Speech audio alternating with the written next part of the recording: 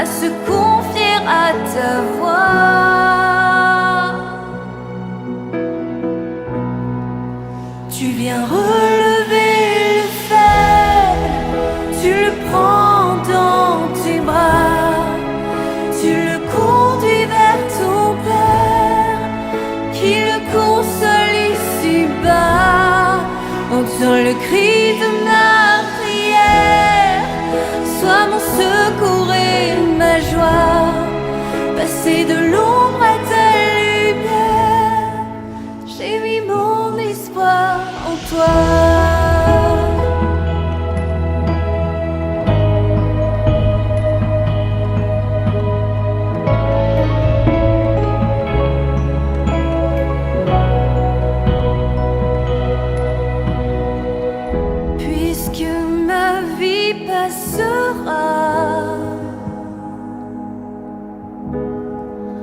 En toi je veux demeurer,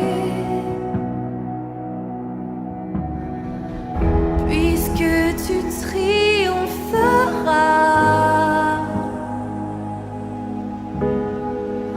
Mon cœur en toi veut s'ancrer.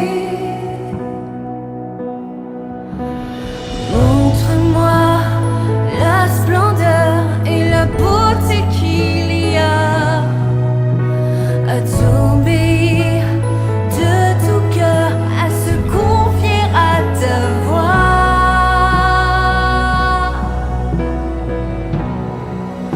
Tu viens relever le faible, tu le prends dans tes bras, tu le conduis vers ton Père, qui le console ici-bas.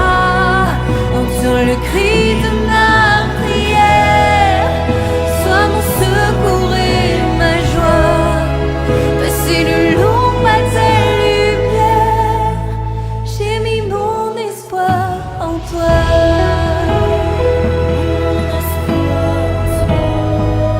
J'ai mis mon espoir en toi.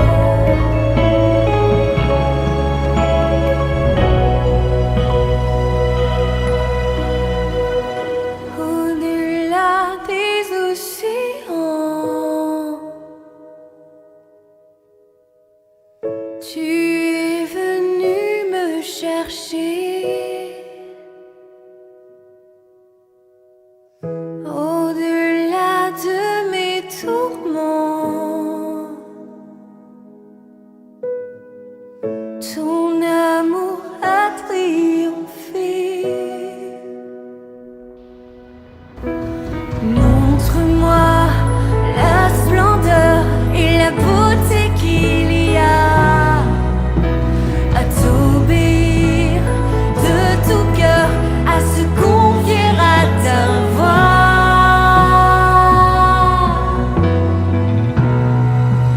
Tu viens relever le faible, tu le prends dans tes bras, tu le conduis vers ton Père, qui le console ici-bas.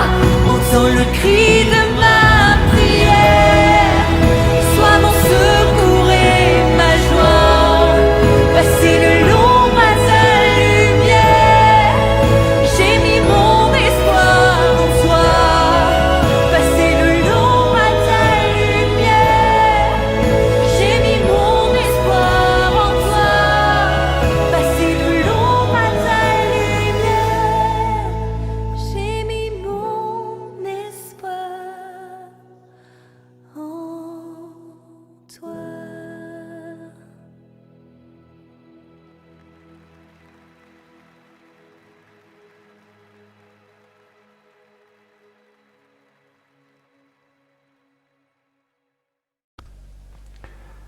Bonsoir, bonsoir pour cette nouvelle étude biblique dans notre série sur le royaume de Dieu.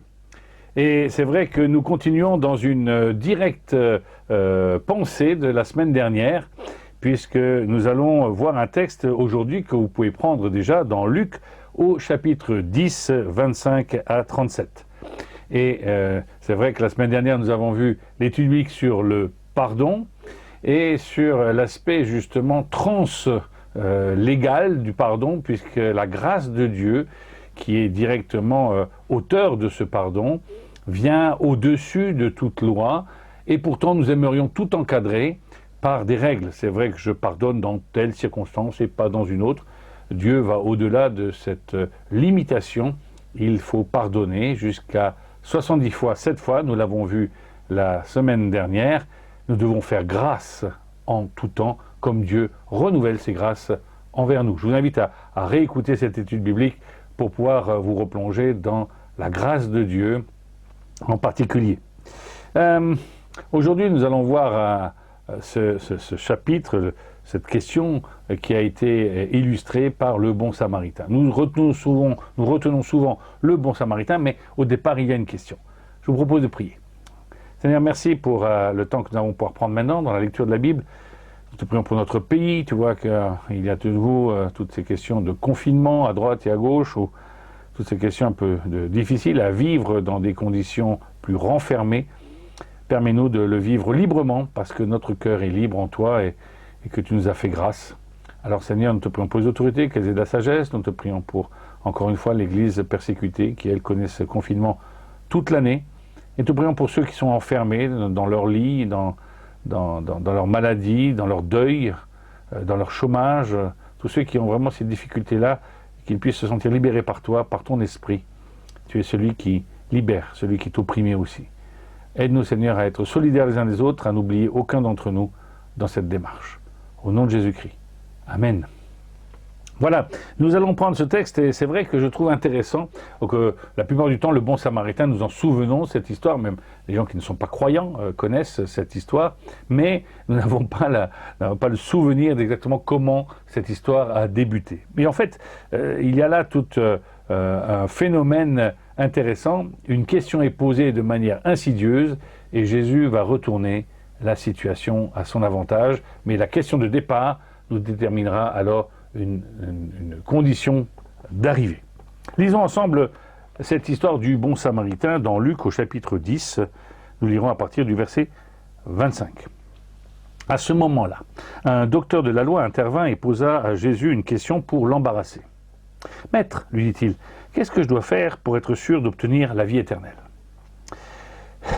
Jésus répondit, « Qu'est-ce qui est écrit dans notre loi ? Que dit-elle à ce sujet ? Comment le comprends-tu ? Aime le Seigneur ton Dieu de tout ton cœur, de toute ton âme, de toute ta force et de toute ta pensée, lui répondit-il, et aime ton prochain comme toi-même.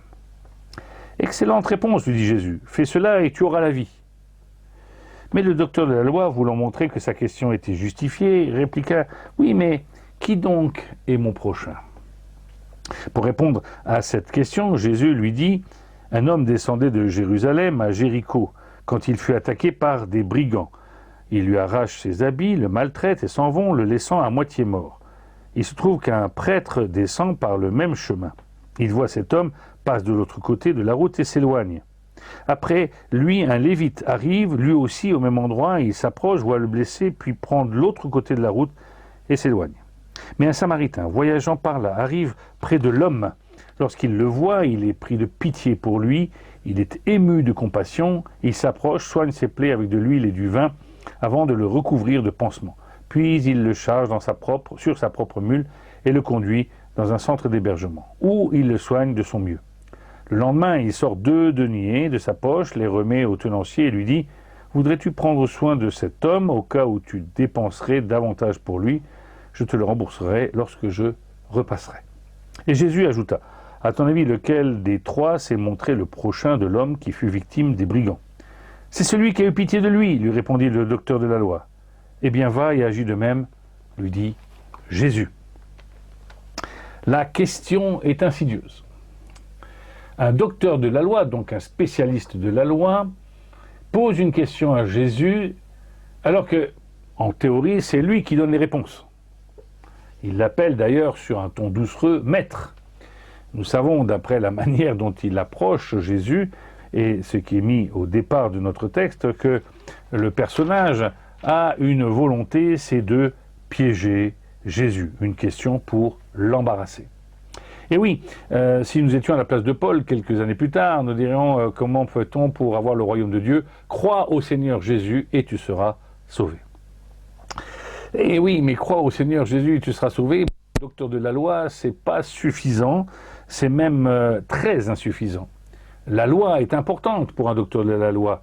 Et si on ne suit pas la loi, s'il n'y a pas une règle, alors nous avons du mal à comprendre comment arriver à notre objectif. Oui, la question est insidieuse, la loi appelle la loi, le docteur de la loi attend et essaie de coincer Jésus sur une question légale. Nous aussi d'ailleurs. Combien de personnes nous posent la question, et comment fait-on pour être avec Dieu pour l'éternité? Comment fait-on pour être justifié? Et de là, chacune des confessions protestantes, catholiques et autres, des fois on rajoutait quelques petites choses. Des fois nous sommes regardants sur la présence des gens occultes, nous nous mettons à douter de leur foi sur tel ou tel point. Chez les catholiques, il y aura peut-être la question des œuvres. Il faut absolument les œuvres pour qu'on puisse être sauvé, sinon ça n'a pas de sens. Il y a le purgatoire, il y a peut-être encore pour certains les formes d'indulgence qui existent toujours. Alors, la question n'est pas bête. Jésus va répondre tout simplement, et de manière juste, pour coincer, entre guillemets, dans la dialectique, le docteur de la loi, et lui dit, c'est toi le docteur de la loi, qu'est-ce qui est écrit dans les Écritures? Il fait référence au texte de la parole de Dieu, et en particulier au Pentateuque, les 5 premiers livres de la Bible, qui font référence avec les tables de la loi, les 10 commandements, le Deutéronome, le Lévitique, qui sont des textes où on peut puiser énormément de données par rapport à cela. Pour pouvoir se tenir dans la présence de Dieu, que faut-il faire? Les sacrifices, etc., etc. Mais, revenons à notre texte, nous voyons que le docteur de la loi ne se laisse pas piéger. Jésus lui pose la question, qu'est-ce qui est écrit dans notre loi? Notre loi. Il s'associe à cela. Comment comprends-tu la chose? Et en fait, ce texte d'aimer Dieu de tout son cœur, de toute son âme, de toute sa force, de toute sa pensée, était une pensée qui était présente toujours chez les Juifs. Aimer Dieu, comme je pose des fois à des personnes, est-ce que tu aimes Dieu dans l'Église? Est-ce que tu penses à Dieu? Et la relation à Dieu n'est pas si claire que cela. On a des fois l'impression d'avoir quelqu'un qui nous a donné un point de départ, nous sommes devenus chrétiens, mais Dieu devient très lointain, ou alors il prend les formes d'un Dieu supermarché, on demande, on demande, on demande, et quand on remercie, c'est presque formaliste, merci pour ce repas, merci pour cette journée. On a du mal à étendre le champ de nos grâces, des remerciements que nous voulons rendre à Dieu.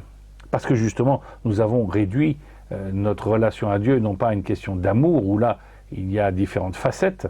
Tu aimeras ton Dieu de tout ton cœur, l'endroit où tu fais tes choix, là où tu exprimes tes sentiments, de toute ton âme, c'est-à-dire dans toute ta spiritualité, dans toute ta manière de rendre un culte à Dieu, de toute ta force, c'est-à-dire de tout ce que tu représentes sur cette terre, avec tes capacités, ton intelligence, tes capacités physiques, mais aussi de toute ta pensée, c'est-à-dire de toute ta réflexion en amont, ce que tu gardes pour toi dans la manière de grandir face à Dieu.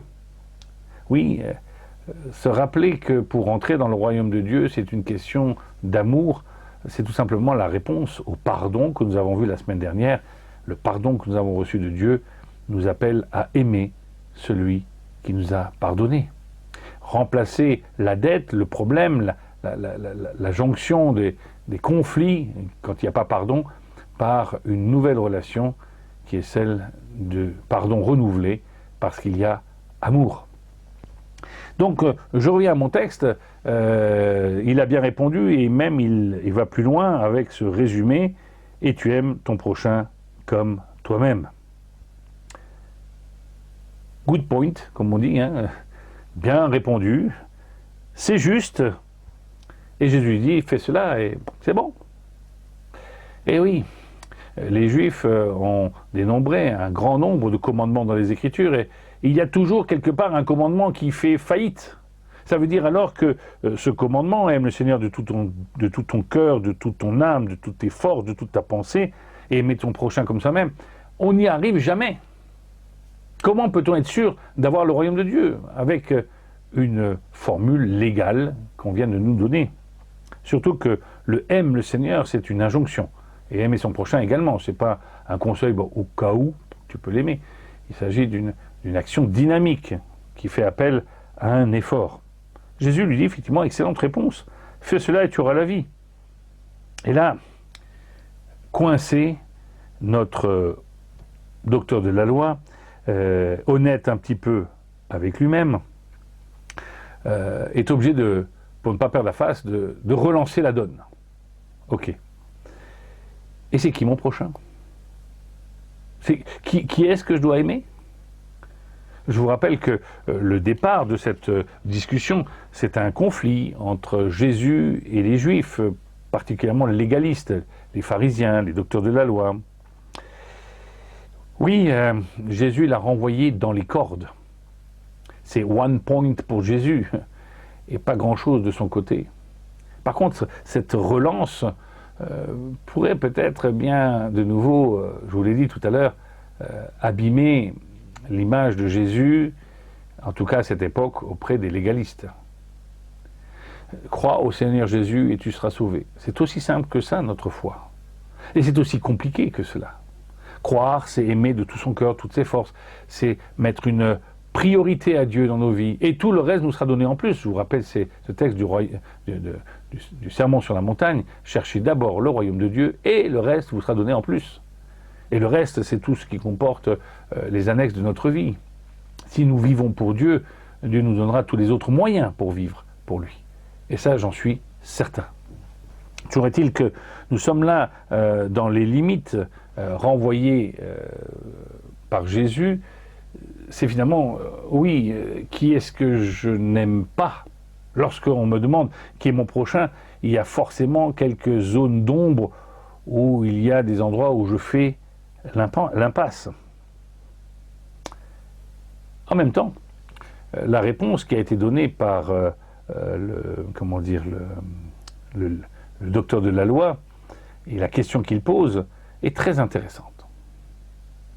On a posé un fondement légal, mais finalement, ce fondement légal a un cadre, c'est celui du monde dans lequel nous vivons.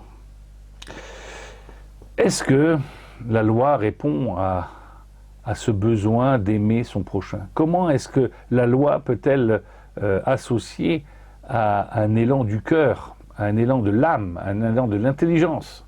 Comment peut-on obliger, à moins qu'il y ait derrière une reconnaissance implicite que la loi nous indique aussi les limites du cadre dans lequel je peux m'approcher du royaume de Dieu?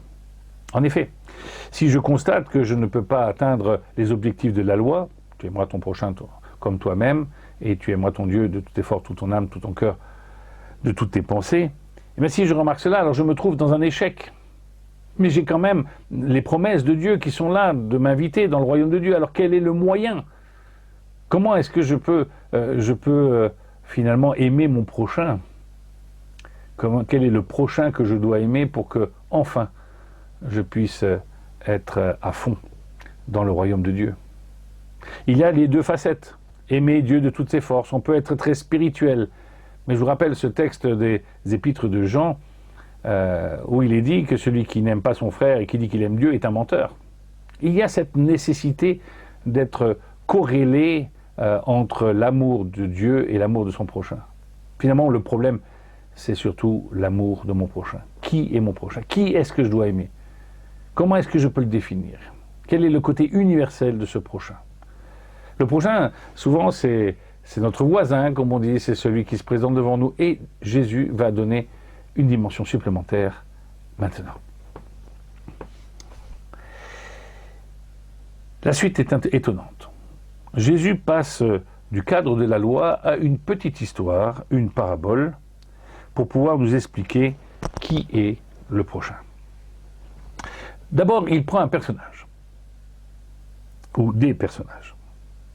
Un personnage, un homme qui est blessé, qui est au bord de la route, qui a besoin d'aide, qui pourrait mourir sur le bord de la route si on ne le secourt pas. Quelqu'un qui ne pourrait pas rentrer dans le royaume de Dieu parce qu'il n'y a pas accès, il est sur le point de mourir et il doit encore se déplacer pour se rendre à un endroit. Et en particulier, on dit, un homme descendait de Jérusalem à Jéricho quand il fut attaqué par des brigands. Jérusalem, c'est un symbole du royaume de Dieu. Ce n'est pas le royaume de Dieu qui se fera à Jérusalem, mais c'est un symbole de la présence de Dieu. C'est là où il y avait le temple de Dieu, le temple de Dieu à Jérusalem, qui représentait cet endroit ultime pour les Juifs. Si je vais à Jérusalem, c'est bon. Les sacrificateurs, d'ailleurs, y allaient au moins une fois par an pour faire leur devoir. Et tous se devaient de faire un minimum de pèlerinage, si vous me permettez, pour se rendre et faire des sacrifices à Jérusalem. Un homme descendait à Jérusalem et il a été attaqué et il est laissé à moitié mort sur le bord du chemin. Et passe à ce moment-là deux premiers personnages. Des Juifs. Le chemin nous mène de Jéricho jusqu'à Jérusalem. Et forcément, il y a des Juifs qui passent là. Il n'y a pas que des Juifs, il y a des gens dans ce pays à l'époque qui ne le sont pas. Et il y a en particulier sur ce chemin des gens qui se rendent pour faire leur devoir spirituel. Nous en avons deux, un sacrificateur et un docteur de la loi. Nous voyons un prêtre qui descend, il voit cet homme, il passe à côté et continue. Pour quelle raison continue-t-il? Le sacrificateur avait un devoir légal de se rendre à Jérusalem. Alors, soit il y allait, soit il revenait, on n'a pas l'indication. Mais toujours est-il qu'il avait surtout un devoir légal de ne pas toucher de sang, pas toucher, il devait se préserver. Et plutôt que de secourir la personne qui est sur le bord du chemin, il pense à lui. Il est centré sur lui-même. Ah oui, pour s'aimer lui-même, il s'aime lui-même. Il se soigne et il veut se préserver dans sa relation avec Dieu. Mais il n'a aucun amour pour son prochain, aucun regard, aucune pitié, aucune émotion. Il passe son chemin. Puis vient un lévite, donc un homme qui connaît bien la loi, un homme qui a aussi affaire avec le temple. Et c'est important de voir que lui aussi passe au même endroit, il s'approche, voit le blessé, il le voit, il en prend bien conscience comme le premier, et puis prend l'autre côté de la route et s'en éloigne. Lui aussi veut se préserver des impuretés qu'il pourrait rencontrer en touchant quelqu'un qui est mort. Peut-être il était à moitié mort, peut-être qu'il ne bougeait pas. Et en tout cas, quelqu'un qui présente une fin de vie imminente. Puis passe au comble de tout, un Samaritain. Et ce Samaritain, ça va être la pierre d'achoppement pour notre docteur de la loi. Effectivement, comme je l'ai dit, il y a environ 30 km entre Jéricho et Jérusalem, la route est dangereuse et de nombreuses personnes passent sur ce chemin.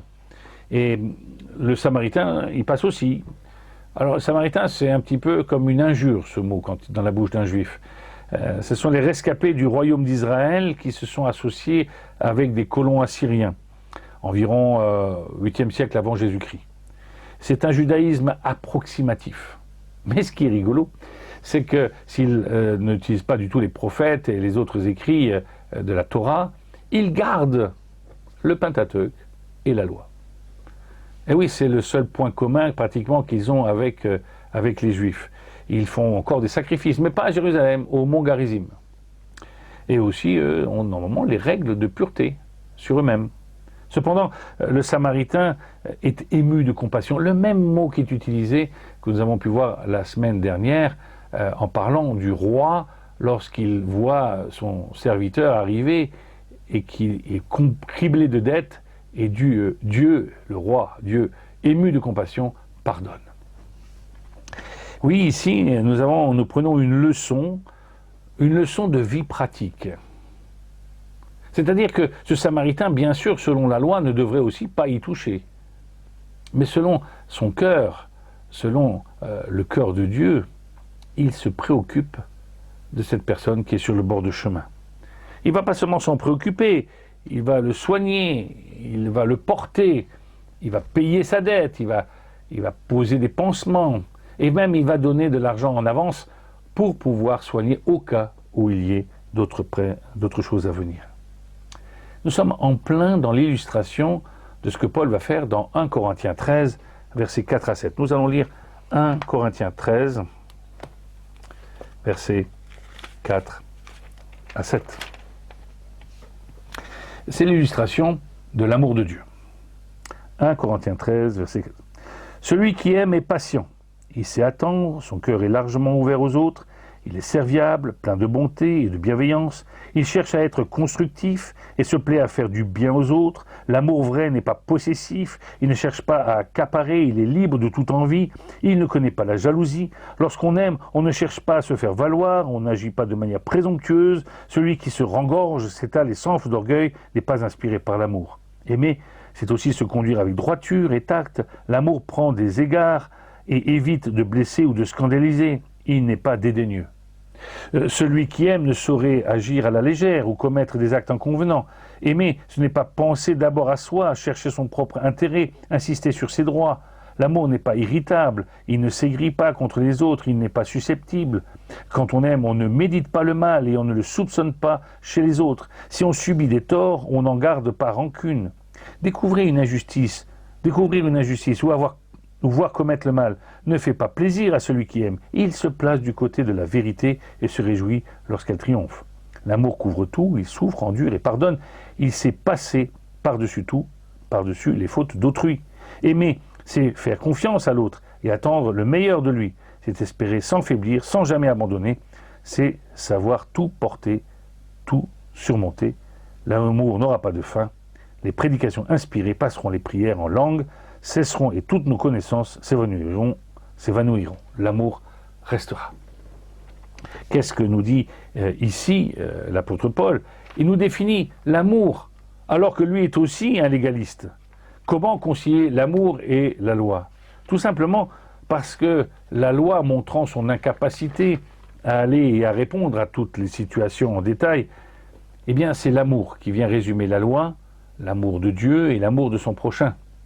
Ainsi, le faire du bien, faire quelque chose du jour du Shabbat, le dimanche, si vous voulez, pour certains, c'est important de se rendre compte que ce n'est pas interdit. Faire du bien, ce n'est pas interdit, c'est même l'objectif même de la loi.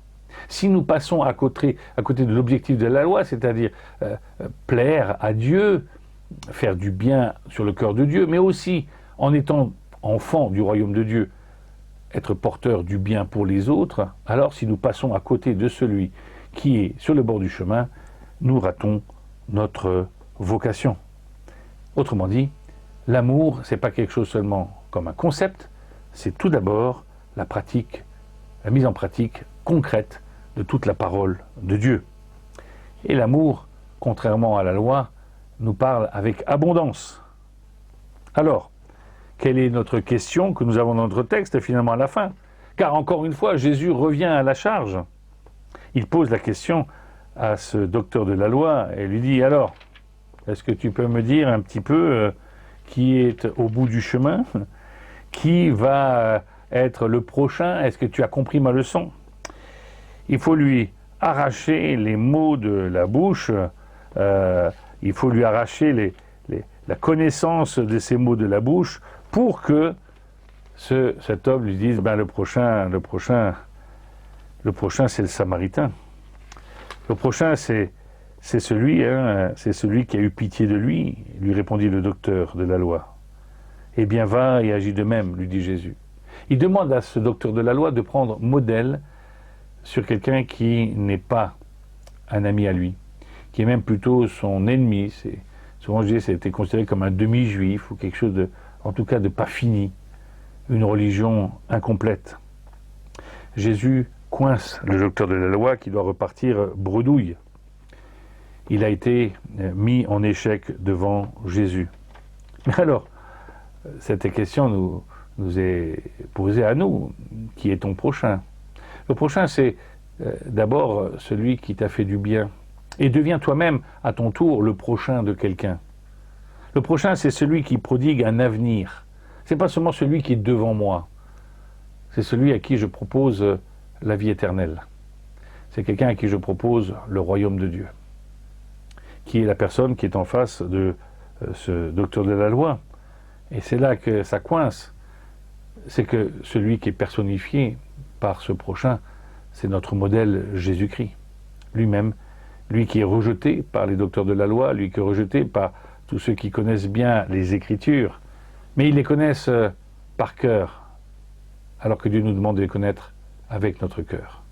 Y mettre des sentiments, y mettre de la vie, Effectivement, traduire, tu observeras le sabbat, tu ne voleras point, tu ne convoiteras pas ceci ou cela. Le traduire par ce résumé, et c'est encore l'Écriture qui nous le dit, et le docteur de la loi le confirme, par un acte d'amour envers Dieu et avec un acte d'amour envers notre prochain, tout cela a été personnifié en Jésus-Christ. Il nous montre que les plans de Dieu s'accomplissent toujours. La loi, on pouvait la sentir comme limitante pour pouvoir accéder au royaume de Dieu. Et Dieu avait déjà mis en son essence, puisque tu ne peux pas l'atteindre avec tes actes, atteins-le avec ton amour pour moi. Ta reconnaissance de ton besoin de Jésus-Christ, de point 1 du sacrifice de Jésus-Christ, d'avoir une nouvelle vie. Encore une fois, je le répète souvent, mais le sacrifice, ce n'est pas un acte barbare, même si ça peut nous sembler a priori. Mais lorsque vous vous sacrifiez pour vos enfants, ce n'est pas un sacrifice barbare, c'est un acte d'amour.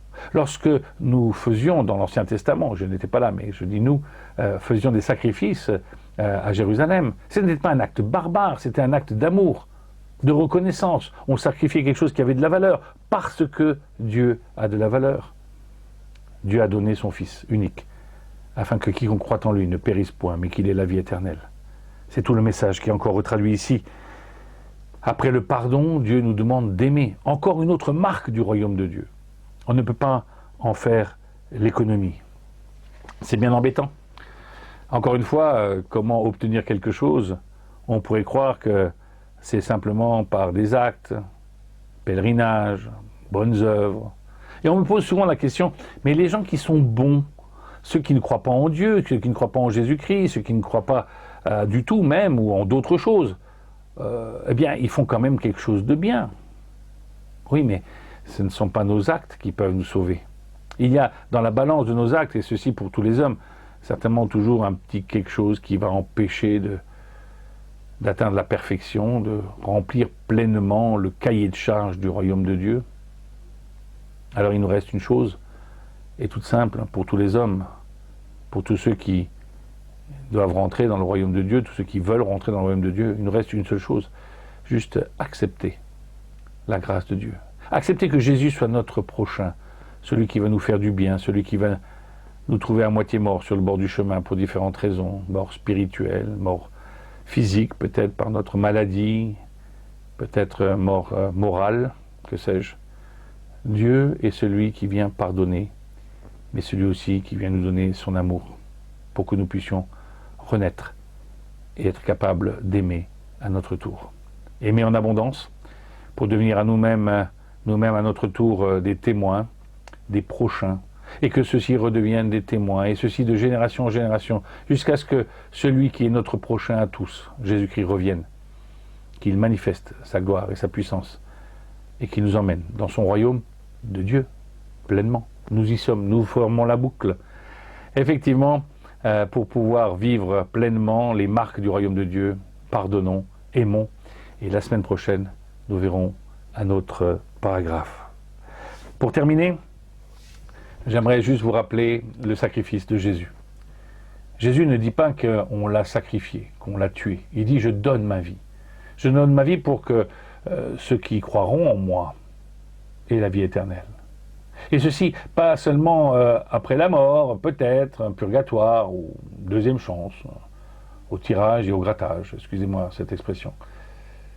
Non, aujourd'hui, le royaume de Dieu est parmi nous. Aujourd'hui, si tu crois, si tu acceptes Jésus-Christ, si tu acceptes son pardon, si tu acceptes à ton tour d'aimer et d'être porteur de ce message, alors tu vis déjà aujourd'hui le royaume de Dieu, le royaume du déjà, pas encore. Déjà, parce qu'il est dans notre cœur, pas encore, parce qu'il y a encore de très bonnes choses à venir. Et nous les attendons. Je vais prier. Seigneur, nous te prions pour que tu nous aides à mieux comprendre ta parole en profondeur, en largeur, en hauteur. Et tu nous dis que c'est en même temps les dimensions de ton amour. Apprends-nous, Seigneur, à comprendre pourquoi tu nous as donné des règles pour être libres et des règles pour nous aimer les uns les autres. Il y a un cadre à cela. Et ce cadre, il nous est rendu possible, non pas à cause de nos capacités personnelles, mais à cause de ton Esprit Saint en nous, de ta grâce qui se renouvelle, du sacrifice de Jésus-Christ à la croix. Tout simplement, Seigneur, de ton action, de ta grâce opérante aujourd'hui.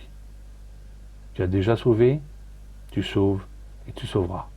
C'est pourquoi, Seigneur, nous te disons, nous voici au service de ton royaume. Au nom de Jésus-Christ. Amen.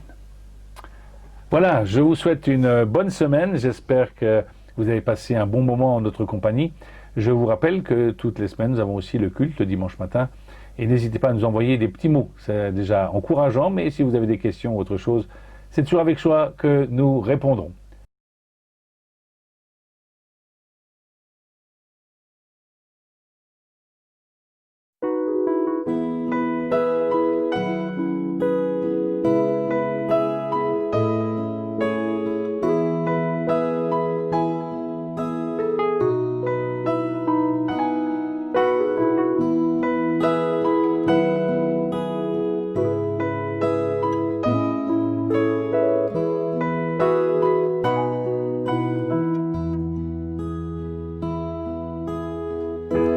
J'entre dans tes portes, j'entre dans tes parvis.